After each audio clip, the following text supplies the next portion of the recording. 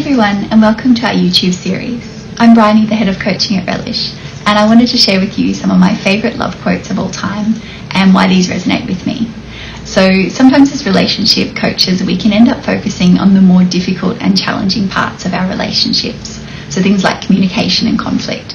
And we can sometimes forget relationships can also be magical and life-affirming. So love quotes are a universal and amazing way of reminding us why we go through some of these challenging times, as well as telling us a lot about, I guess, the true nature of love. And that we're all really just looking for a real and genuine connection between ourselves and someone we love. So the first one by Anais Nin is, love never dies a natural death. It dies because we don't know how to replenish its source. And this kind of speaks to that idea that sometimes relationships end because we don't necessarily know how to reconnect after a time, or when things change, we're not that great at changing with them. Similarly, a quote by Ursula K.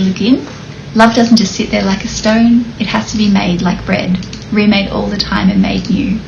And this is kind of talking to the idea that a relationship does need to be flexible, and we do need to kind of recalibrate at times. And I guess if we're not able to change, or if our partner's not able to change, there will be major struggles as our life changes and we don't necessarily catch up with it. Another one I like is from Eternal Sunshine of the Spotless Mind. I can't see anything I don't like about you.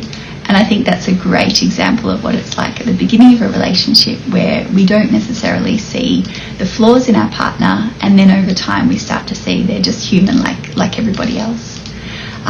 Breton says, love is when you meet someone who tells you something new about yourself. And that's another great example of how relationships can actually teach us and kind of force us to grow and force us to reflect on our own sort of stuff. Goodwill Hunting says, it doesn't matter if the guy is perfect or the girl is perfect, as long as they're perfect for each other. And I think we've probably all seen a couple that we think they just go together so fantastically, and I can't really imagine a better partner for that person. So it's great when you kind of find that compatibility. One quote from the notebook is, it's not going to be easy, it's going to be really hard, and we're going to have to work at this every day, but I want to do that because I want you. I want all of you forever, you and me, every day. And this is probably a great example of the reality that relationships are hard, and sometimes they're really hard, sometimes they're easy, but a lot of the time there can be a lot of struggles. But perhaps it is worth it at the end of the day, because you get to end up with that person and be alongside them. Similarly, Antoine de Saint-Exupéry says, love is not about gazing at each other, but about looking outward together in the same direction. And that's really perhaps about that idea that to be in love or to love isn't about being obsessed with that person and spending all your time and energy on them.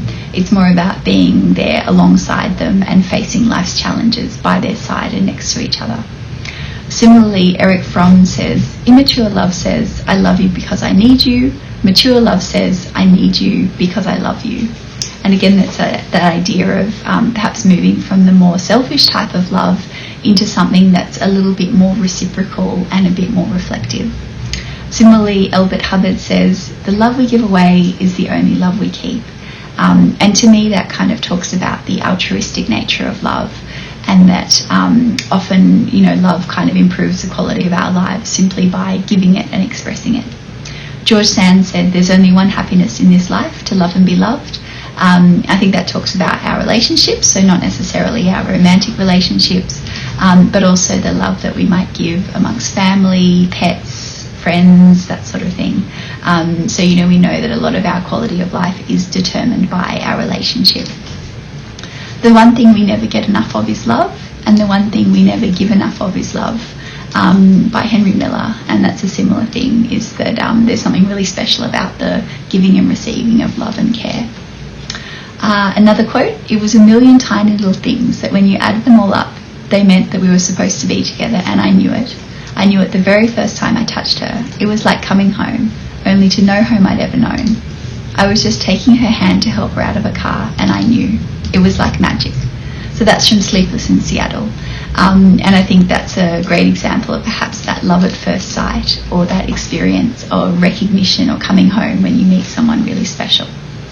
Similarly, in the movie A Fault in Our Stars, I fell in love the way you fall asleep, slowly then all at once. And again, that kind of talks about how perhaps a connection can take a little bit longer, so not necessarily love at first sight, but something that kind of builds and grows on itself.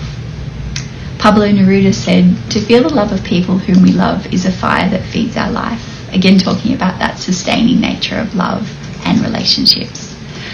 In Eat, Pray, Love, there's a quote, "This is a good sign, having a broken heart. It means we've tried for something." And again, that's a nice way of looking at a relationship that perhaps hasn't worked out, but at the same time we can appreciate that, it was worth it. It was worth kind of having that chance at love and having that connection. James Baldwin says, "Love does not begin and end the way we seem to think it does. Love is a battle, love is a war, love is a growing up." So again, talking about that idea that love can be a process and it can be harmful and damaging, but it can also be perhaps worth it in the end. In Good Will Hunting, the only feeling of real loss is when you love someone more than you love yourself. So again, going back to that altruistic nature of love, and that it can kind of go beyond the individual and the personal. One unknown quote is, "Be with someone who is proud to have you," which is a lovely thought that, we do need to choose our relationships with people who respect and understand us, and who can appreciate our entire selves. Herman Hesse has said, "If I know what love is, it is because of you," which I love. And I think this is really nice about that idea that we can learn how to love from people, and we can think that we know what love is and how we can give love, and then we can learn something completely different. Croft says, "I love you not because of who you are, but because of who I am when I am with you." And I guess they're talking there about that idea that a good relationship brings out the best in us, and we can find that when there is somebody that we're compatible with, it brings out really significant things within us that we might not have realised. The great Dolly Parton says, "Love is something sent from heaven to worry the hell out of you," which I guess talks about the reality that often love and relationships can be very stressful, particularly when they're not going well, and that we can also often be triggered by our partners because they're the closest people to us, and they know us really well. From Sex and the City, there's a quote, "The most exciting, challenging and significant relationship of all is the one you have with yourself. And if you find someone to love, the you love, that's just fabulous."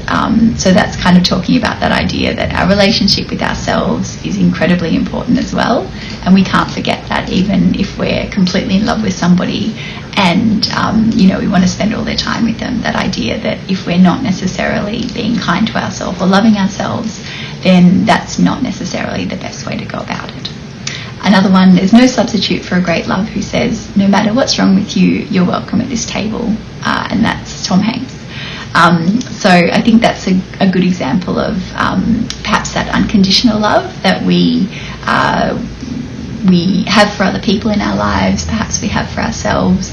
We know that experiencing and giving unconditional love is, again, something that's incredibly important for our well-being and quality of life. Another quote, "Before you marry a person, you should first make them use a computer with slow internet to see who they really are," by Will Ferrell. I think that talks about the fact that until we see someone under real stress, whether that's grief or work stress or health stress, we don't necessarily understand them or know them that well. So it's great to be able to see somebody in all types of contexts before we make that lifelong commitment to them. And I'll end with a quote from Madonna. "To be brave is to love someone unconditionally without expecting anything in return." And that's probably something that we can all hope for, which is that the love that we give is, altruistic and unselfish, and that we hope that it will be reciprocated and that we'll be loved back. But perhaps the act of giving love is the most important thing at all. So I'll leave you with that quote. You can read more about this in our blog. You can read the full list of quotes. But I hope that this has been helpful for you.